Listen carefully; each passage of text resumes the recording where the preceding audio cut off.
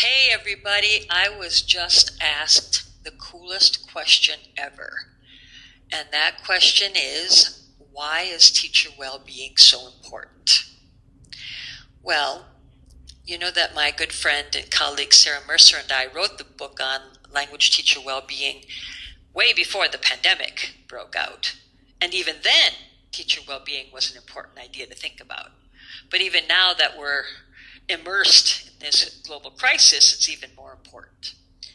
So I suppose that the first reason to bring out that's very important is that, you know what, if we're in a good mental and physical place, it's going to be a lot easier for us to deal with the daily challenges that we have of teaching language and trying to balance our work-life existences, right? And one might think, well, you know what, self-care begins with the word self, so maybe that's kind of selfish. But indeed it's not. Because when we're in a good place and we're practicing self-care and self-compassion, that kind of energy and vitality and enthusiasm that we bring to the classroom is going to be contagious.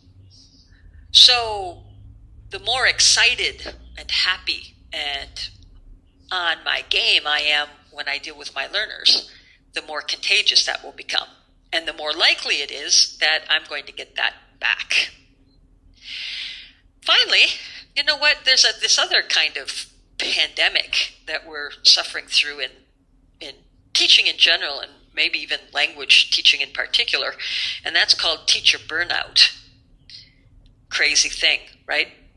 Very well qualified and empathetic, and people who are truly finding meaning and purpose in their teaching end up dropping out of the profession because they haven't been able to find the balance, find that place where they're feeling good about who they are and what they're doing, and they end up dropping out of the profession precipitously.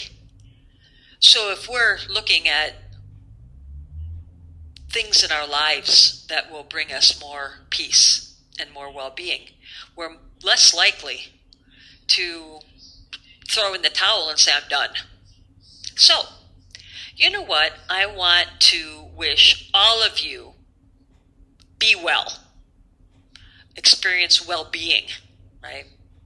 And I hope that all of you one day will be able to be face-to-face again and do all of those things that we used to love. So that's it for my question. The answer to that question, I could have gone on for hours, but I was told I could only speak for 3 minutes. So I'm at the end. Best luck to all of you. Peace out and stay well.